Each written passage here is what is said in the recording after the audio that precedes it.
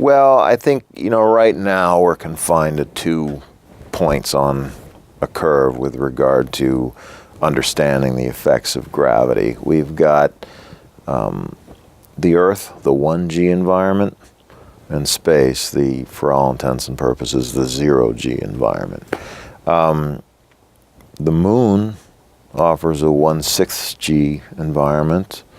Mars, roughly a third. Asteroids, something smaller. So, we can sort of populate that line going from 0 to 1 and figuring out what happens in between to gain new insights. Are there thresholds in gravity, or really, once we get below 1, do things start to fall apart on us?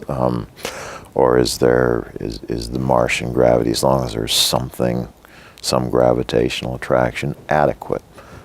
We don't know. We'll learn as we go. So I think having multiple samples of different gravity environments will also offer new insights. We may find things in between 1 and 0 Gs that there's something unique that happens there.